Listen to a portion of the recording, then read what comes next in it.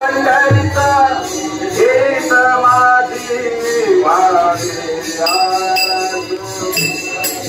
हेच भावे माझ्या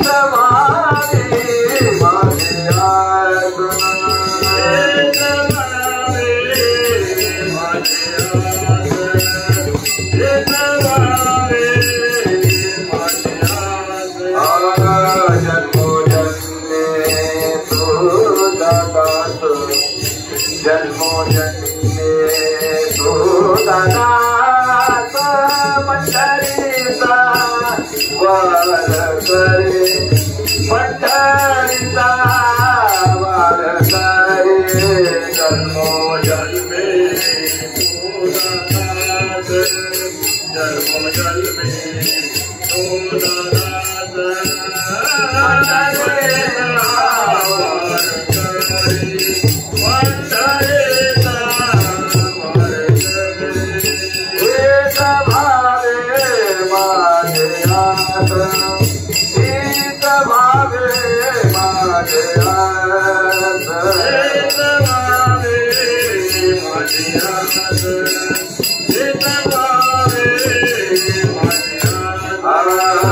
जन्मोजन्मे सुदानाथ जन्मोजन्मे सुदानाथ पंढरीचा वार करे पंढरीचा वार करे जन्मोजन्मे सुदानाथ जन्मोजन्मे सुदानाथ पंढरीचा वार करे पंढरीचा वार करे वारी तुको देती हरे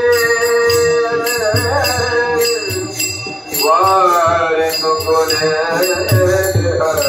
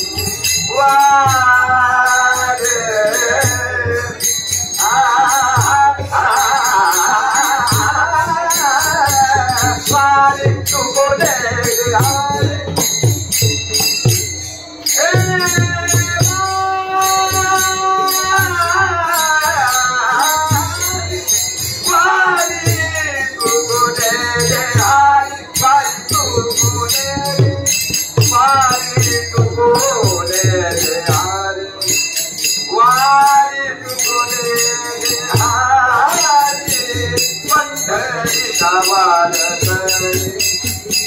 पंढरीचा वार करे हरे तुको देती हरे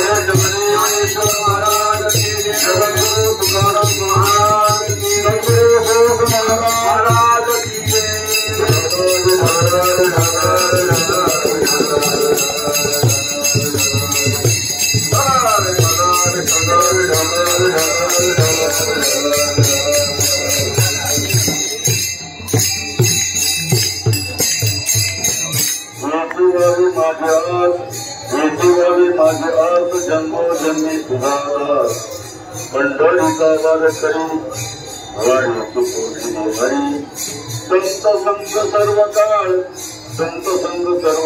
अखंड प्रेमाचा कल्लोळ पंढरीचा वार करी वारी तुकोशी हरी चंद्रभागे स्नान थका मागे हे विधान पंढरीचा वार करी वारी तुकोशी हरी विठ्ठल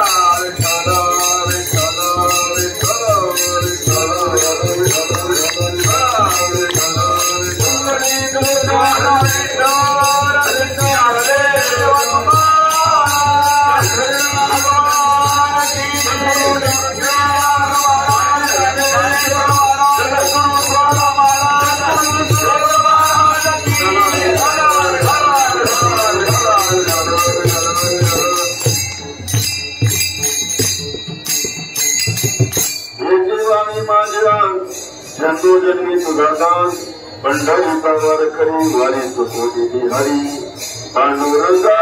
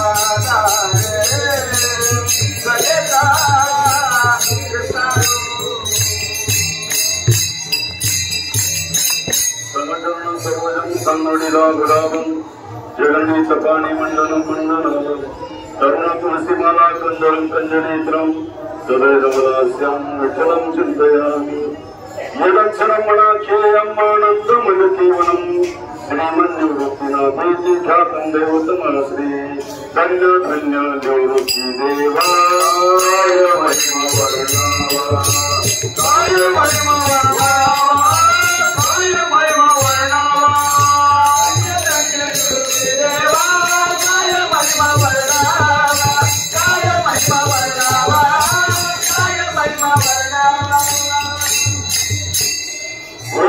महिमा जन्मोजन्मी तुझा दास पंढरीचा वारकरी वारी चुकवलेली हरी प्रकृत सेवा करतात निवडलेला अभंग महाप्रभू संत सम्राट श्री संत जगद्गुरु तुकाराम महाराज यांचा महत्वाचा उत्कृष्ट मागणी या प्रकरणाचा 4 चरणाचा अभंग सेवेकरता निवडलेला आहे.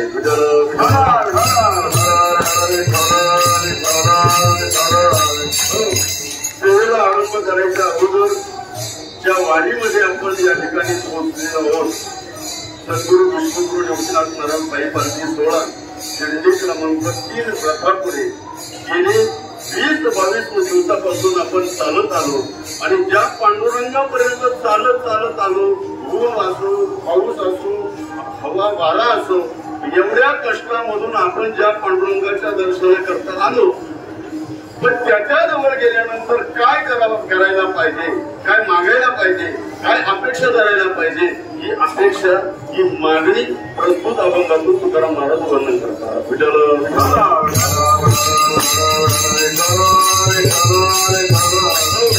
अभंगाचा सरळ अर्थ असा एक मागणी प्रकरणाचा भाग आहे. जगद्गुरु तुकाराम महाराज म्हणतात मानवी जीवाने देवाकडे काय मागावं. आपण काय म्हणतो तुकाराम महाराज म्हणतात सामान्य पामर जीव ज्या वेळेला देवाकडे जातो त्यावेळेला देवाकडे संसारिक मागण्या करतो. वाढावे संतान वाढावे संतान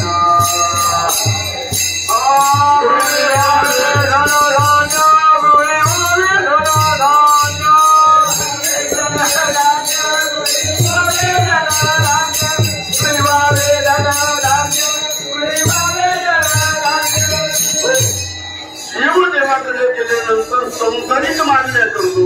मुलगा होऊ दे लग्न होऊ दे घरदार सुखाचं चालू दे संसार सुखाचा होऊ दे. तुकाराम महाराज म्हणतात या मागण्या देवाकडे मागू नये कारण या मागण्याची पूर्तता देवाधीन करू शकत नाही. कारण तुकाराम महाराजांचंच प्रमाण आहे. तुकाराम महाराज म्हणतात संसारिक मागण्या हे आपण जन्माला येतानाच घेऊन येतो. काय काय घेऊन येतो अन्न घेऊन येतो मान घेऊन येतो आणि धन घेऊन येतो. अन्न मान धन हे येतो प्रारब्ध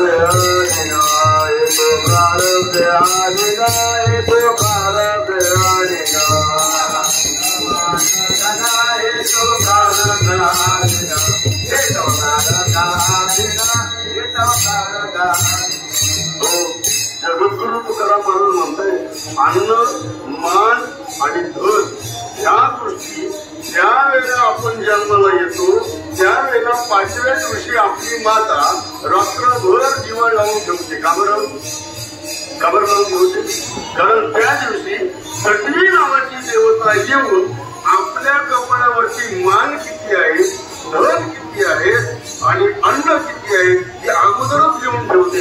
म्हणून मरेपर्यंत जे आपल्याला मिळतं हे प्रारब्धामुळे मिळतं कर्मामुळे मिळतं.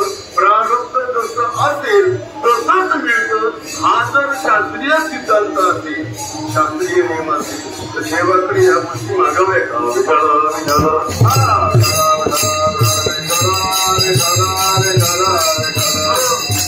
जीवनामध्ये धन नसेल तर त्याला पर्याय नाही. तुकाराम महाराज म्हणतात धन हे प्रारब्धानुसारच मिळतं. स्वतःच्या बहिणीला मुलगा देऊ शकले नाही हे त्याचं कर्म आहे हे त्याचं प्रारब्ध आहे. एवढं कशाला प्रभू रामचंद्र म्हणतात का कर्मवियोगी दशरथे गेला कर्मवियोगी दशरथ गेला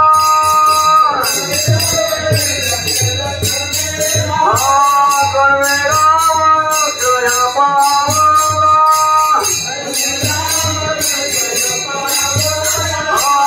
कर्मे राम जय पावला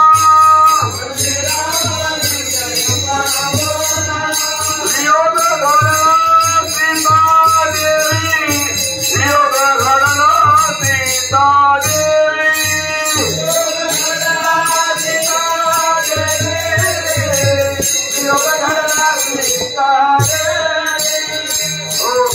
सर्वचे सर्व प्रभू रामचंद्रांच्या जीवनामध्ये प्रारब्धामुळे घटना घडल्या. पहिली घटना घडली कर्मवियोगी दशरथे मेला कारण श्रावण बाळाचा शाप. पुढे काय कर्मयोगी दशरथे मेला, पुढे काय सीतेच्या बाबतीत म्हणाल तर त्या प्रभू रामचंद्राला म्हणजे भगवान विष्णूला नारदाचा शाप होता का देवा माझ्या पत्नीचा आणि माझा वियोग जसा तू घडवला तसा माझा तुला शाप आहे, तुला सुद्धा वियोग घडेल, याला म्हणतात प्रारब्ध. हे प्रारब्ध जर देवांना चुकलं नाही, संतांना चुकलं नाही तर आपल्याला चुकेल का? म्हणजे प्रारब्ध हे ठरलेलंच आहे, तर या गोष्टी देवाकडे मागणं चुकीचं आहे. मग तुकाराम महाराज म्हणतायत देवाकडे गेल्यावर काय मागायचं? देवाकडे गेल्यानंतर एकच मागायचं, माझा उद्धार कसा होईल. काय मी उद्धार पावे, काय मी उद्धार पावे, काही कृपा करील नारायण, नारायण हरी ते तुम्ही सांगतो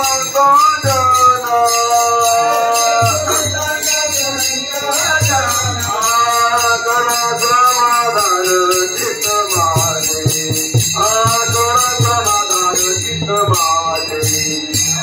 समाधान चित्त माझे, समाधान चित्त माझे, म्हणून मागणी प्रकरणाचा अभंग असल्यामुळे मागण्या दोन प्रकारच्या असतात.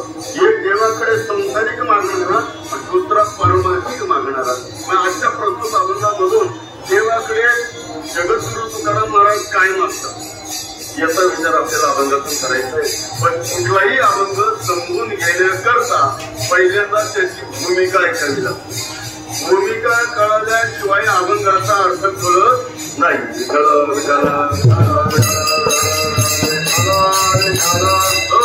भूमिका म्हणजे काय? बऱ्याच लोकांना भूमिका माहिती. उदाहरणार्थ दोन मित्र गप्पा मारत असतात आणि तिसरा मित्र ज्या वेळेला अचानक जातो त्यावेळेला त्यांच्या गप्पा त्याला कळत. हा विचारतो यांचं काय चालू, यांची काय बातचीत चालली, यांच्या काय गप्पा चालल्या, याचं त्याला कळत नाही. जोपर्यंत तो पहिल्यापासून ऐकत नाही तोपर्यंत त्याचा अर्थ कळत नाही. याच्याकरता पहिल्यांदा त्याची भूमिका ऐकायला लागते. तसं अभंगाचा अर्थ करून घेण्याकरता पाठीमागे काय घडलं हे पहिल्यांदा समजून घ्यावं लागतं. आपल्या वारकरी संप्रदायामध्ये ग्रंथ आहेत ज्ञानेश्वरी, जगद्गुरु तुकाराम महाराजांची गाथा आणि लेखनाची भाषवत. या तिन्ही ग्रंथांचा जर अभ्यास केला तर आपल्याला तिन्ही ग्रंथांमध्ये सर्वात अवघड जर ग्रंथ कोणता असेल तर तो कोणता ग्रंथ आहे? ज्ञानेश्वरी नाही. कारण ज्ञानेश्वरी ग्रंथ वाचायला घेतला तर श्लोक नाही कळला तर खाली मराठीमध्ये असते, मराठीचा नाही कळलं श्लोकाचा आधार आहे. परंतु एकनाथी भागवताचा तसंच आहे. परंतु जगद्गुरु तुकाराम महाराजांची गाथा जर वाचायला घेतली त्याच्यावरती आधार नाही, कुठल्या ग्रंथावरती लिहिलेला नाही, त्याच्यावरती श्लोक नाही, म्हणून तो अर्थ समजून घेण्याकरता हा अभंग का लिहिला याची भूमिका ऐकावी लागते.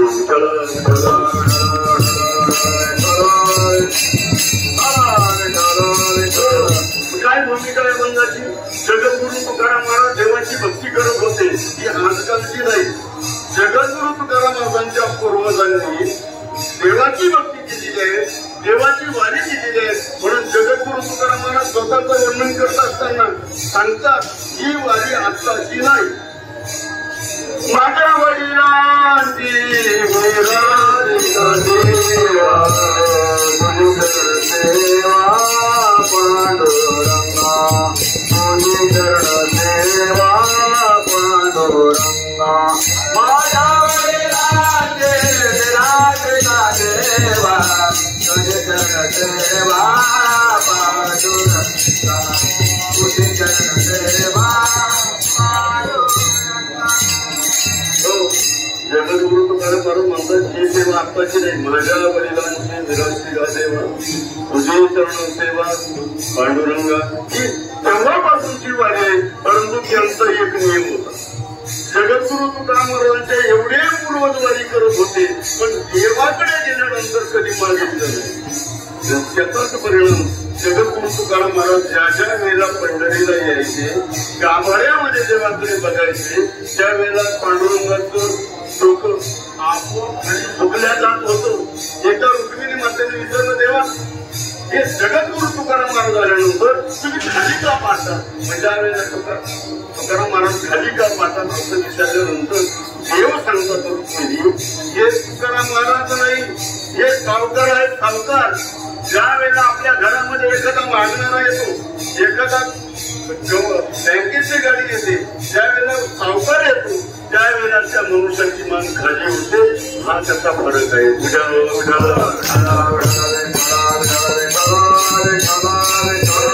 रुक्मिणीनं सांगितलं, अगं रुक्मिणी, हे जगद्गुरु तुकाराम महाराज वाडवडिलांची सेवा आहे, आतापर्यंत वारी करतात. ती वारी तुकाराम महाराजांपर्यंत आली, परंतु कधीच काही मागितलं.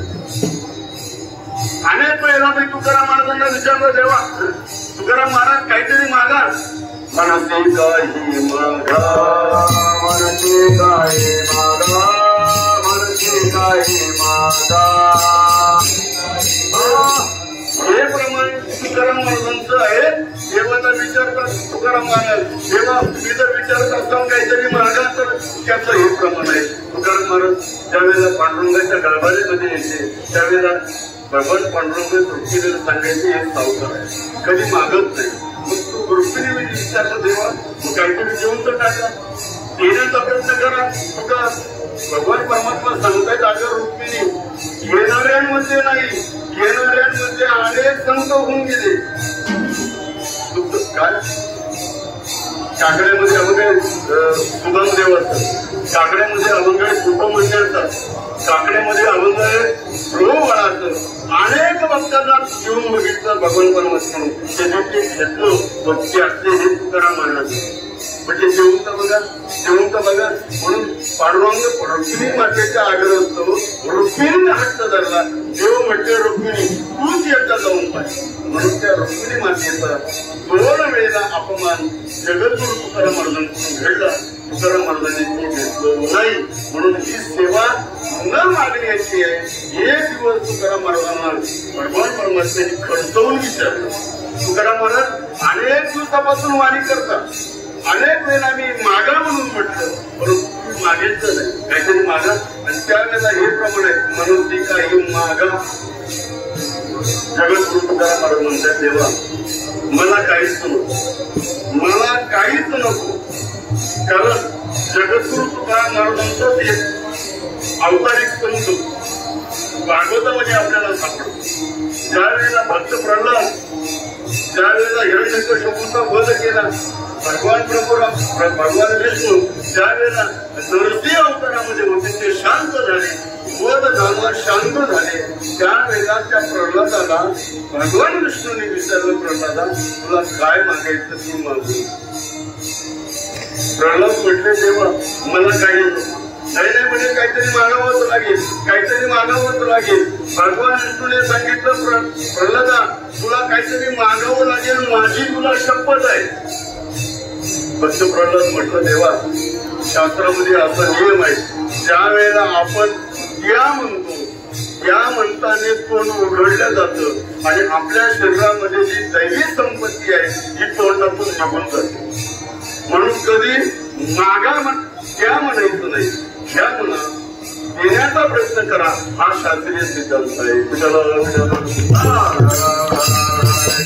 शास्त्रामध्ये एक श्लोकच आलेला आहे, शास्त्र हे पुरुषस्य महत्व नाशयस्य खिलमेवताई सत्य एव भगवान विष्णू वामनो भवती या चुकुमिक्षण. म्हणजे मागणी मागितल्यानंतर किती मोठा माणूस असू द्या, लहानपण घ्यावं लागतं.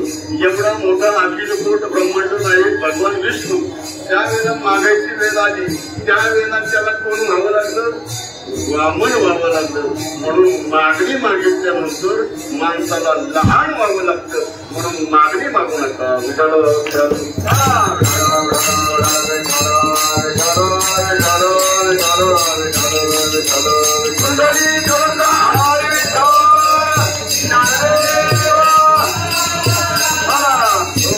भक्त प्रल्हादाने सांगितलं, देवा मला काहीच नको. भगवान परमात्म्याने शपथ घातली, प्रल्हादा तुला काहीतरी मागावंच लागेल.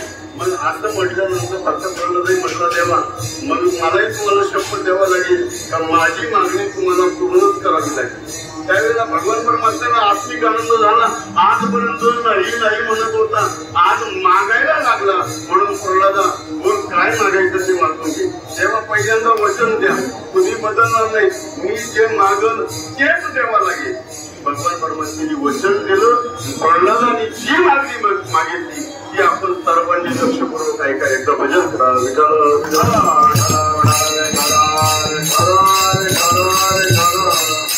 प्रल्हादाने एकच मागितलं देवा, आजपर्यंत मी कधीच मागितलं नाही, आज तुमच्या आग्रहास्तव मागतो.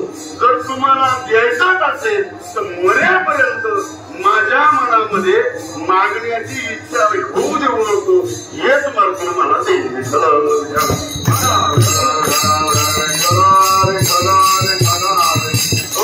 याचा अर्थ सर्वांगीण जर विचार केला तर मागणी मागू नये असा शास्त्रीय सिद्धांत आहे. पण शास्त्रामध्ये असा पण एक सिद्धांत आहे, मागणी मागितल्याशिवाय राहू पण नाही.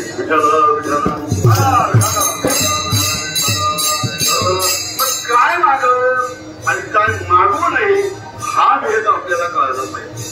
तुकाराम महाराज म्हणतात संसाराबद्दल मागूच नाही, कारण संसारामध्ये मागितलं काय आणि नाही मागितलं काय हे आपोआप आपल्याला कर्मानुसार प्रारब्धानुसार मिळणारच आहे. पण देवाकडे जर मागायचं असेल तर ती धार्मिक मागणी मागा, आध्यात्मिक मागणी मागा. ही कोणती मागणी आहे? इथं आल्यानंतर देवाकडे काय मागितलं पाहिजे हे प्रस्तुत अभंगातून जगद्गुरु तुकाराम महाराज पहिल्या चरणामध्ये सांगतात. हे देवारी माझी आस, हे देवारी माझी आस, माझे आस, हे देवारी माझे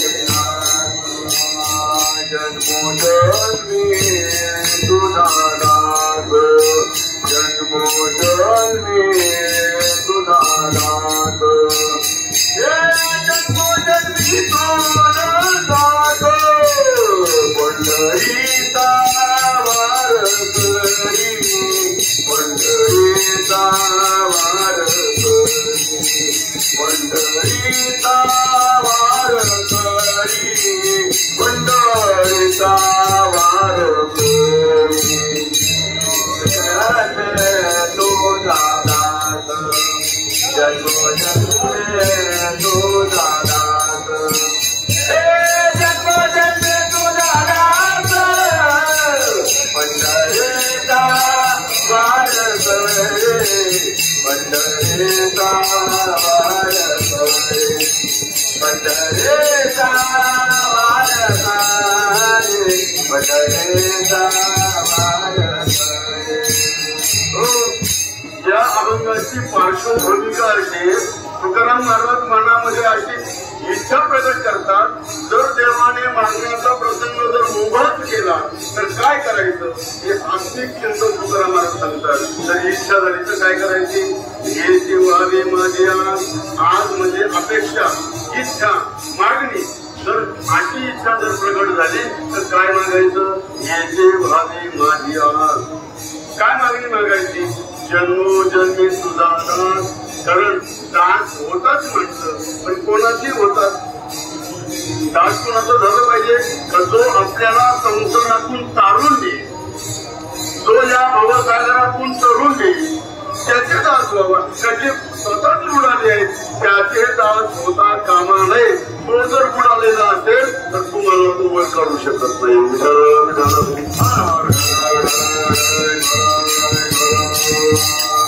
एका जणाचे डोळ्याचा दिसायला कमी झालं होतं, म्हणून तो रोगी डॉक्टरकडे गेला आणि डॉक्टर खुर्चीवरती बसलेले होते आणि गेल्या डॉक्टरकडे गेला आणि गेल्याने तो सांगितलं, डॉक्टर साहेब मला एक आजार जडलाय, डोळ्यांचा आजार जडलाय. डॉक्टर साहेबांनी सांगितलं बोल काय आजार आहे? डॉक्टर साहेबांनी विचारल्यानंतर त्या रोग्याने सांगितलं साहेब मला 8 दिवसापासून एका माणसाचे 2 माणसं दिसतात.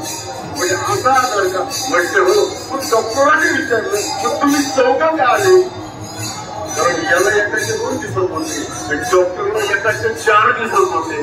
त्याचाच रोग गेलेला नाही तर रोग्याचा रोग खाली निकाल.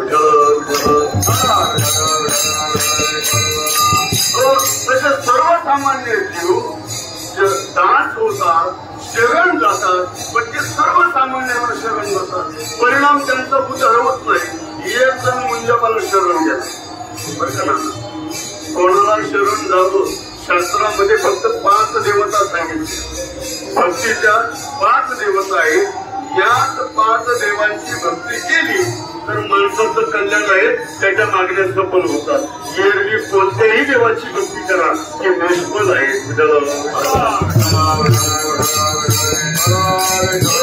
या 5 देवता भागवतामध्ये सांगितलेल्या आहेत. 5 देवता भक्तीच्या. पहिली देवता गणपती बाप्पा, दुसरी देवता भगवान शंकर, तिसरी देवता भगवान विष्णू, चौथी देवता अग्नी देवता म्हणजे सूर्यनारायण, आणि 5वी देवता जगदंबा माता म्हणजे आदिशक्ती.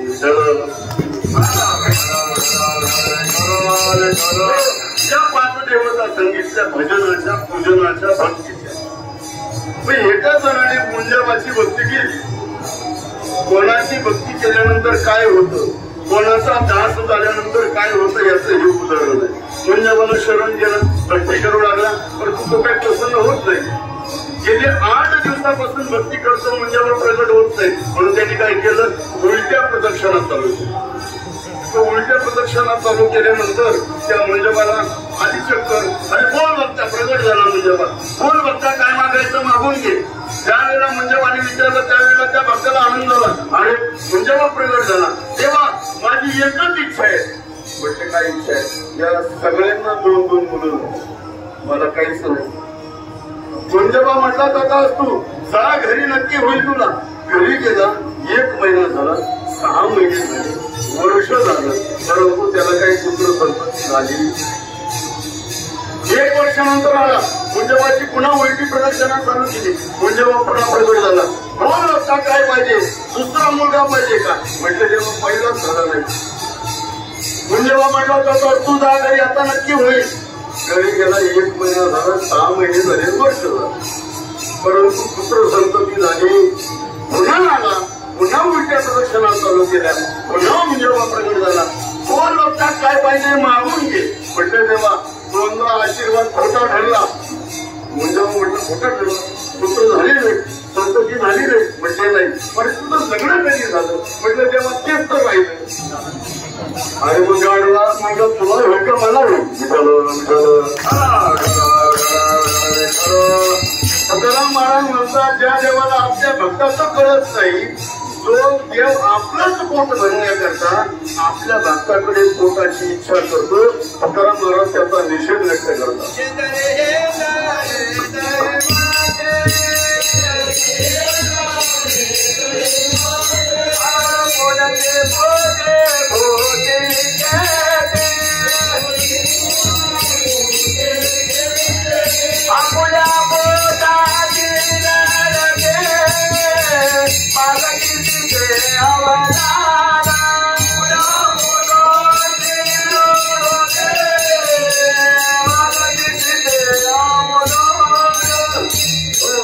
जगद्गुरु तुकाराम महाराजांनी या देवांचा साक्षात निषेधच केलेला आहे. आणि हे देवच नाही. आता बाबा कधीची कीर्तनामध्ये दृष्टांत सांगतात, ज्या वेळेला माता माऊली प्रसूत असते, ती प्रसूतीनंतर 1 महिन्यानंतर, 1.25 महिन्यानंतर देव पुजायला जातात. आता सकाळची वेळ थोडी कुणी नसतं, म्हणून बारीक बारीकच्या मुलं घेऊन ती देव पुजायला जातात. कोणत्या 7 दिवस प्रत्येक पुजायला जातात. आणि मग काय करते, कमरेवर आधी असतात. ज्यावेळेला एका कमरेवर बाळ असतं, एका हातामध्ये ताट असतं, आणि ती लहान लहान मुलं घेऊन त्या देवाकडे जाते आणि तिथं जाऊन बघते. बऱ्याच दिवसानंतर भक्त आलेला असतो, म्हणून 2-3 देव गायब राहतात. आता काय करायचं, कमरेवरती बाळ असतं, हातामध्ये ताट राहतं, देव तर कमी आहे, 5च देव आहेत, अजून 2 देव नाही. म्हणून काय करायचं, आता हे देव कुठून तरी आणले पाहिजे. म्हणून ती बाई काय करते, या मुलांना सांगते, अरे 5च देव आहेत, अजून 2 देव पाहिजे. म्हणजे मुलं विचारतात कुठे देव, म्हणजे खडे बाजी दगड असे पण त्यांना सांगता येत नाही कुठे. मग ती काय करते, हा येते उचल कशाने पायाने दाखवते, हा एक दगड उचल आणि मग हे पायाने गोळा केलेले देव ते पुढे करते. तुकाराम महाराज अशा देवतांचा निषेध करतात. म्हणून या 5 देवांच्या व्यतिरिक्त आपण जर कोण्या देवाला शरण जात असाल तर ती भक्ती निष्फळ आहे. म्हणून शरण जायचं असेल तर फक्त भगवान विष्णू आहे. पांडुरंग इथं उभा आहे. त्यावेळेला शंकराचार्य तुम्हाला माहित असते माहित नाही, परंतु आद्य गुरु शंकराचार्य हे मूर्ती पूजा कधी केली नाही, कधीच मूर्तीमध्ये देवाला बघितलं नाही. परंतु भारत भ्रमण करत करत पंढरपूरला आले, पांडुरंगाची मूर्ती बघितली आणि 8 श्लोक लिहिले त्यांनी. 8 श्लोक लिहित असताना प्रमाणम भवद्वेदितम ज्यावेळेला पांडुरंगाकडे बघितलं, शंकराचार्य म्हणतायत पांडुरंगाने आपल्या कमरेवर हात का ठेवले, पाय सारखे का ठेवले, समचरण डोळे नासागरी का ठेवले, या सर्वांचं वर्णन या पांडुरंगाष्टकामध्ये.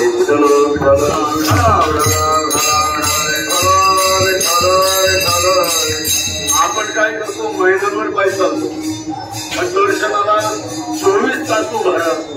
पण जिथं गेलं की आपल्या दर्शनाची पद्धत बिघडून जाते. कसं करतो आपण, कसं करतो, डोळे झाकून मुलगी बघितल्यानंतर डोळे झाकून पाहतो, डोळे उघडे ठेवून बसतो. तुकाराम महाराज म्हणताय ज्यावेळेला आपण एवढे सायासानी पायी जातो, पांडुरंगाच्या समोर उभा राहतो, त्यावेळेला दर्शन घेताना म्हणजे तो देव आपल्या डोळ्यामध्ये साठवला पाहिजे. तुका म्हणे डोळा,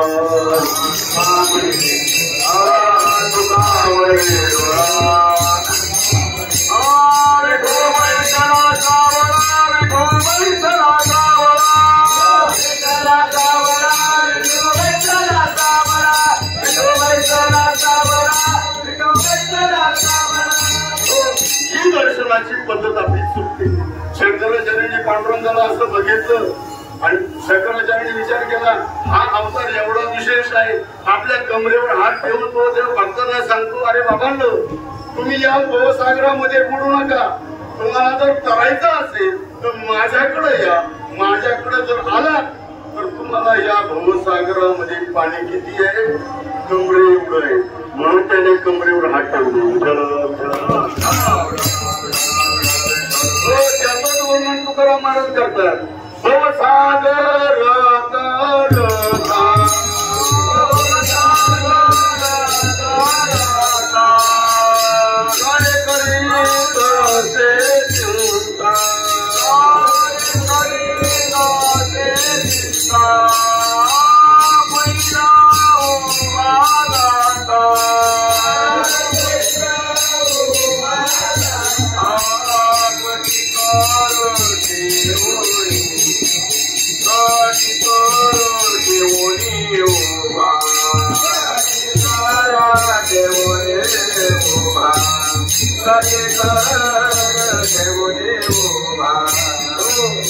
त्याच श्लोकाचं ट्रान्सलेशन तुकाराम महाराज करतात. भवसागर तरता कार्यपर्यंत से चिंता, पहिलं उभा जाता कळशी कर घेऊन उभा. जो देवाकडे जातो ना त्याची सगळी जबाबदारी देवाची आहे. काय श्लोक आहे, अनन्य चिंतयन्तो मां ये जन परिपासते तेषां नित्याभियुक्तानां योगक्षेम वहाम्यहम्. त्याच्यावरती ती जबाबदारी आहे. LIC आपण काढतो ना पॉलिसी, त्यावेळेला ते काय सांगतात, त्यांचं एक घोषवाक्य आहे, जीवन के साथ भी आणि जीवन के. आपण फक्त पैसे जमा करा, जिवंत असताना तुम्हाला पैसे, मेल्यानंतर तर पैसेच पैसे. तसं देव सांगतो माझ्याकडे या, जिवंत असताना तुमचं सहकार्य आणि मेल्यानंतर तुम्हाला मुक्ती.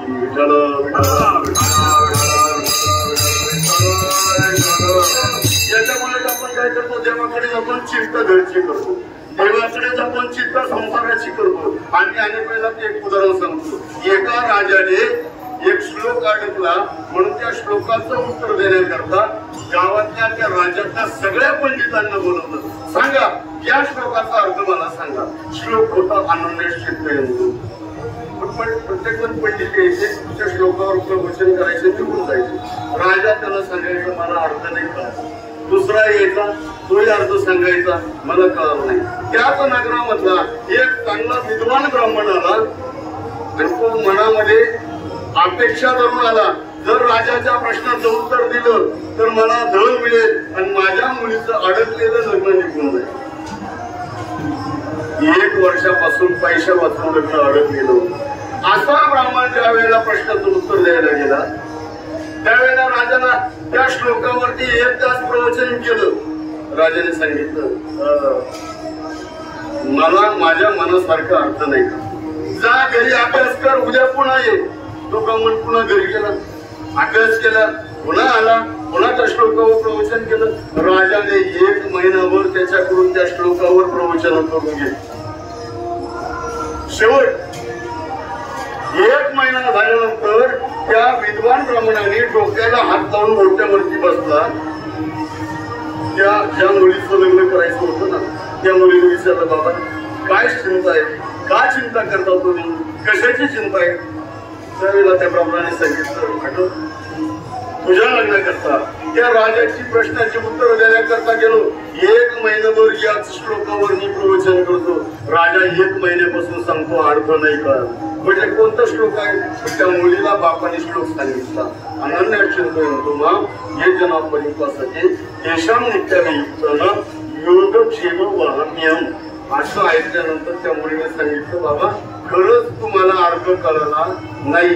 या श्लोकाचा अर्थ आहे की आपण ज्या देवाला शरण जातो त्याचा सर्वची सर्व भार देव आपाप वाहतो, काळजी करायची गरज नाही. मग त्यावेळेला त्या बापाच्या लक्षात आलं श्लोकाचा अर्थ. त्या राजाच्या प्रश्नाचं उत्तर द्यायला गेलाच नाही. त्याने विचार केला, माझ्या मुलीचं लग्न देव पाहून घेईल, मी राजाच्या प्रश्नाचं उत्तर द्यायला जाणार नाही. 2 दिवसानंतर राजाने विचारलं, का आला नाही? शिपाई पाठवले. त्या शिपायाला त्या ब्राह्मणाने सांगितलं, मला गरज नाही पैशाची, देवाला काळजी असेल तर माझ्या मुलीचं लग्न होऊन जाईल. राजाने सांगितलं, आत्ताशी त्याला अर्थ कळला. विठ्ठल विठ्ठल. म्हणून देव आपला सगळा भार वाहतो. देवाकडे जात असताना या भवसागरामध्ये कोणी उडत नाही. म्हणून आपल्या कमरेवरती देवाने हात ठेवलेला आहे. म्हणून त्यालाच शरण जा. म्हणून याचे वारी माझ्या जन्मोजन्मी तुझा दास. परंतु त्याचा दास होण्याकरता काय व्हावं लागतं? अभंगाचं 2रं चरण. पंढरीचा वारकरी, पंढरीचा वारकरी,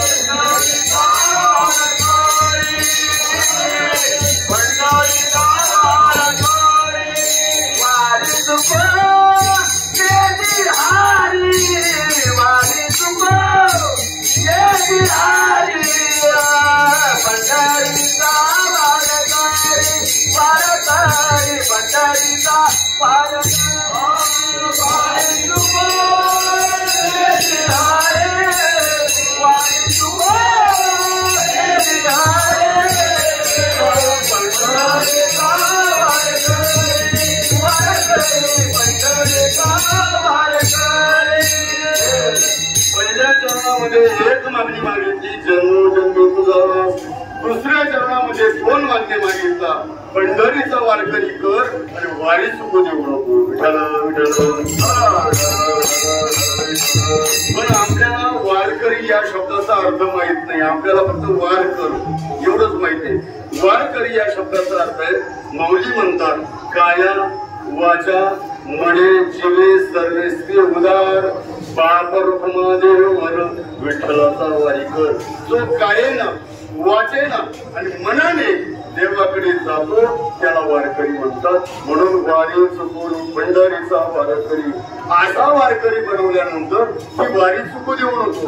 आणि मग असं म्हटल्यानंतर जगद्गुरु तुकाराम महाराज म्हणतात वारकरी कर पंढरीची वारी घडव. आणि तिथे गेल्यानंतर काय करायला पाहिजे, तिथे गेल्यानंतर कोणाच्या संगतीत राहायला पाहिजे. हा सर्वात महत्वाचा मुद्दा आहे.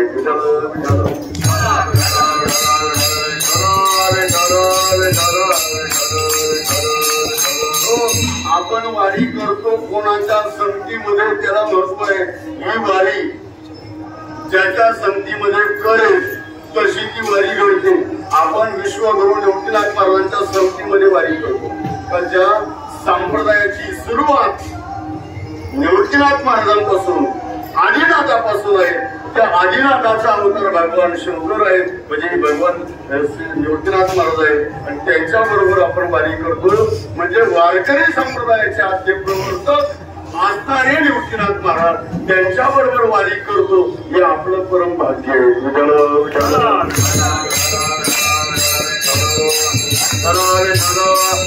म्हणून संत संगे सर्व काळ सदा सर्व काळ संतांच्या संगतीमध्ये वारी करावी.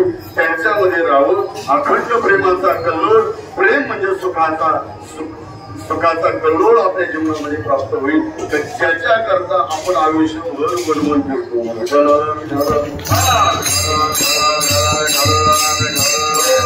सुखाची इच्छा करतो, मिळत नाही कारण सुखाचं साधन चुकलं. आपण सुखाचं साधन वापरतो संसार, आणि सुखाचं साधन आहे अध्यात्म धार्मिक. आणि आपण जे कीर्तन प्रवचन आहेत ही आध्यात्मिक साधनं सुखाची आहेत. आणि आपण वापरतो संसारिक साधनाने सुखाची प्राप्ती होत नाही. म्हणून सुखाचा कल्लोळ, प्रेमाचा कल्लोळ प्राप्त करायचा असेल तर संतांच्या संगतीशिवाय तो सुख मिळणार नाही. तुकाराम महाराज म्हणतात अशा वारीमध्ये आपल्या संगतीमध्ये आपण वारी घडावी आणि एकच करावं. इथं आल्यानंतर असं तीर्थ आपल्याला मिळालेलं आहे का एवढ्या तीर्थाचं सार एकाच तीर्थामध्ये आहे. हे स्नान माझ्या जीवनामध्ये काढावं. आपण कसं शेवटचं चंद्रभागे स्नान, चंद्रभागे स्नान,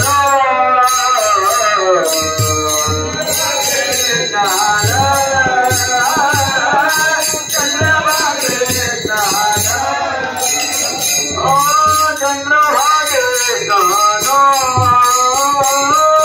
चंद्रभागे स्नान,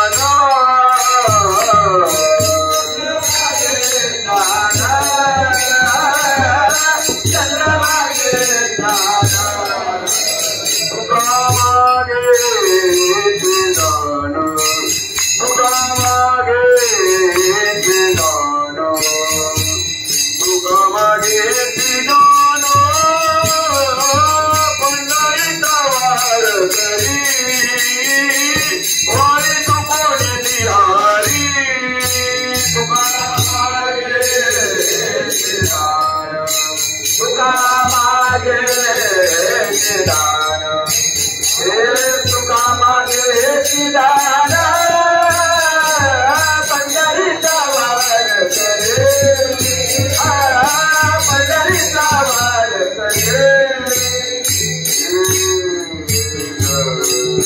जगद्गुरु तुकाराम महाराज म्हणतात आपल्या जीवनामध्ये चंद्रभागेचं स्नान घडावं. चंद्रभागा काय आहे, चंद्रभागा कशी तयार झाली, चंद्रभागेचा महिमा पंढरी माध्यमामध्ये आपण ऐकलं असेल, आपल्याला ऐकायला मिळेल, मोबाईलवरती टाकलेला आहे. चंद्रभागा अशी आहे या जगतामध्ये 3.5 कोटी तीर्थ आहेत. परंतु या 3.5 कोटी तीर्थाचा अंतर्भाव चंद्रभागेमध्ये आहे. कारण तुकाराम महाराजांचंच प्रमाण आहे. अवघीच तीर्थे घडते कवेळा, अवघीच तीर्थे घडते कवेळा, अवघीच तीर्थे घडते कवेळा, चंद्रभागा डोळा कवेळा.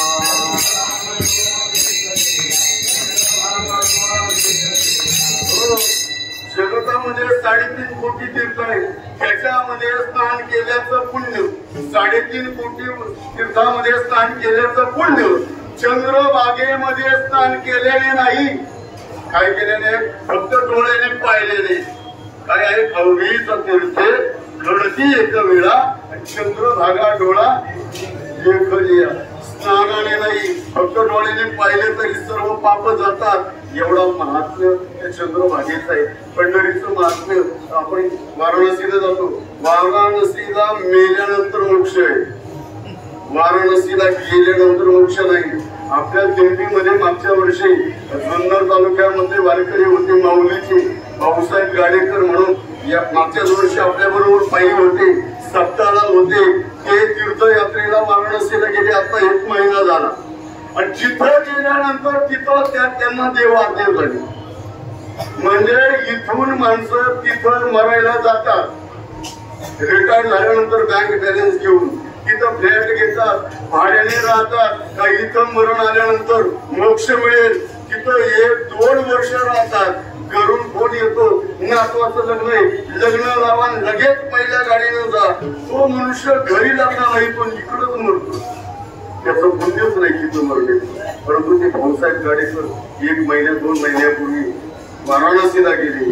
तिथं गेल्यानंतर तिथं त्यांना देव आज्ञा झाली आणि सुखाची प्राप्ती झाली. मला सांगायचं एवढंच आहे, काशीमध्ये गेल्यानंतर मोक्ष नाही, काशीमध्ये मेल्यानंतर मोक्ष आहे.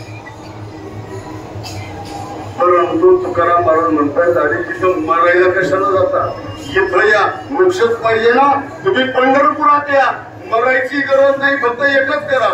तुका म्हणे मोक्ष देखिल्या कळत, तुका म्हणे मोक्ष देखिल्या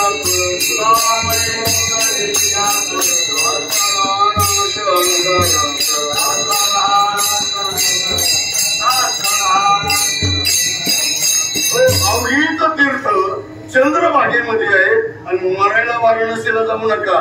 इथं या आणि फक्त पांडुरंगाच्या कळसाचं दर्शन घ्या, तुम्हाला मोक्ष आहे. तुका म्हणे मोक्ष देखिल्या कळस, हा कळाश अंकाराचा. म्हणून भगवान परमात्मेने या पंढरीची निर्मिती किती जेव्हा नव्हते चराचर तेव्हा होते पंढरपूर. अति प्राचीन नगरी आहे. पण अशा प्राचीन नगरीमध्ये दरवर्षी आपण येतो, दरवर्षी पायी चालत चालत तिथपर्यंत येतो. पाहिलं भरून देवाकडे काय मागणी मागावी ही कल्पना आपल्यापर्यंत पोहोचावी याच्याकरता आपण सांसारिक मागणी न करता पारमार्थिक मागणी मागावी. अशा आशयाचा अभंग या ठिकाणी मी घेण्याचा प्रयत्न केला. जगद्गुरु तुकाराम महाराज शेवटच्या चरणामध्ये सांगतात, चंद्रभागे स्नान तुका मागे विचिदान, पंढरीचा वारकरी वारी सुपणी गेली. विठोबार भुमाई, विठोबार भुमाई, विठोबार भुमाई, गोपाल भुमाई, गोपाल भुमाई, गोपाल भुमाई, गोपाल भुमाई, हरे गोपाल भुमाई, गोपाल भुमाई, गोपाल भुमाई, गोपाल भुमाई, गोपाल भुमाई, गोपाल भुमाई, गोपाल भुमाई, गोपाल भुमाई, गोपाल भुमाई, गोपाल भुमाई, गोपाल भुमाई, कुंडली करुणा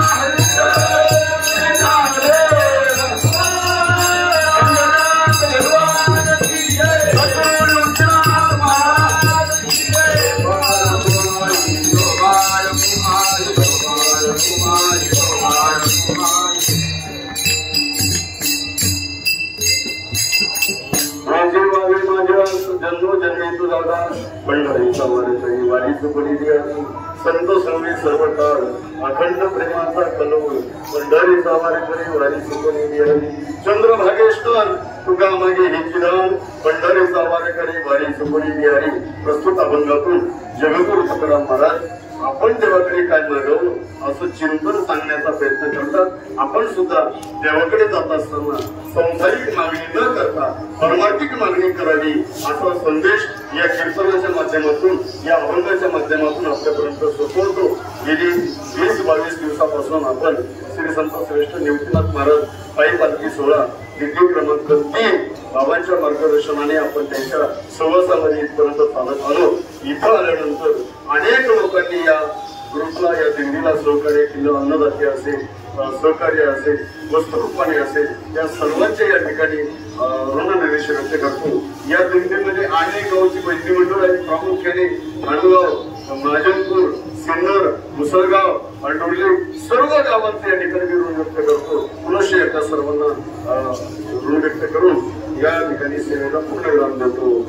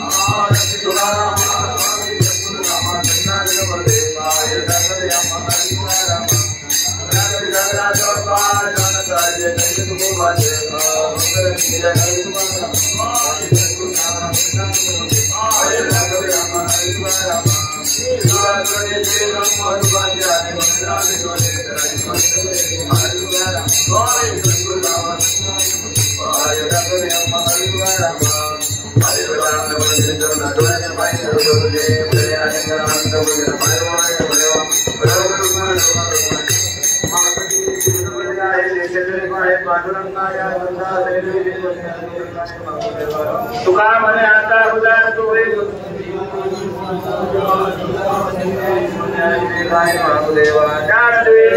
तुका